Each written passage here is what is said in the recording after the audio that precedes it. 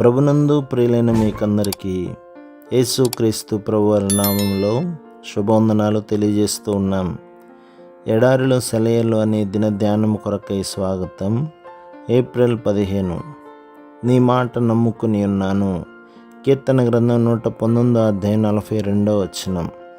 దేవుడు తాను చేస్తానన్న దానిని చేసి తీరతాడని మనం ఎంతవరకు నమ్ముతామో మన విశ్వాసం అంత బలంగా ఉంది అనుకోవాలి.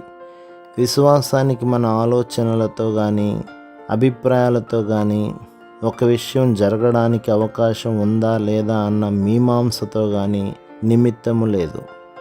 బయటికి కనిపించే దానితో పని లేదు.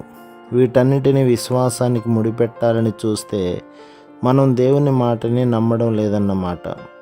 ఎందుకంటే ఆయన మాట ఇచ్చాడు అంటే ఇక మనకి చీకటిలో పని లేదు. విశ్వాసం అనేది కేవలం దేవుని మాట మీదనే ఆధారపడి ఉంటుంది. ఆయన మాటను మనం ఉన్నదన్నట్టుగా నమ్మితే మన మనస్సుకి శాంతి ఉంటుంది. మనలోని విశ్వాసాన్ని వాడుకోవడం దేవుడికి ఎంతో సంతోషదాయకం.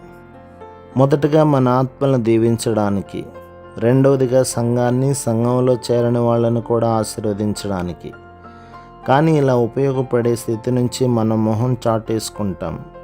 శ్రమలు వచ్చినప్పుడు మనం ఏమనాలంటే, నా పరలోకపు తండ్రి శ్రమల గిన్నెని నా చేతుల్లో ఉంచాడు.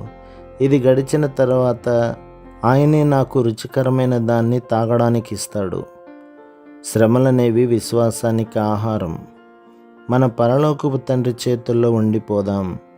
తన పిల్లలకు మంచి చేయడమే ఆయన మనసుకి ఆనందం. విశ్వాసం ఉపయోగపడడానికి, అభివృద్ధి పొందడానికి సాధనాలు కేవలం కష్టాలు, శ్రమలే కావు.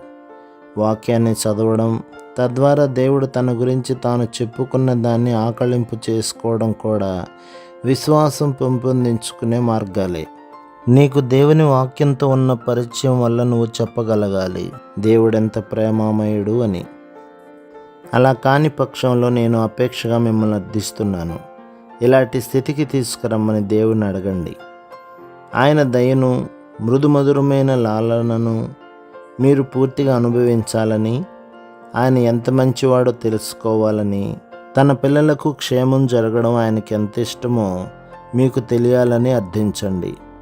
ఇలాంటి మానసిక స్థితికి మనం ఎంత దగ్గరగా రాగలిగితే అంత నిశ్చింతగా మనల్ని మనం ఆయన చేతులకు అప్పగించుకుంటాం. మన బ్రతుకులో ఆయన ఏమి చేసినప్పటికీ తృప్తిగానే ఉంటాము. అప్పుడు శ్రమలు వస్తే మనం చెప్పగలం, వీటి ద్వారా దేవుడు నాకేమి చేయనున్నాడు ఓపిక కనిపెట్టి చూస్తాను. ఆయన ఏదో ఒక మేలు చేస్తాడని నా నిశ్చయం. ఈ విధంగా ఒక హుందాతనంతో లోకం ఎదుట సాక్ష్యం ఇస్తాము. ఈ విధంగా ఇతరులను మనం బలపరుస్తాము. ప్రభు మిమ్మును, మీ కుటుంబమును, మీ సంఘమును దీవించి ఆశీర్వదించునుగాక. ఆమేన్.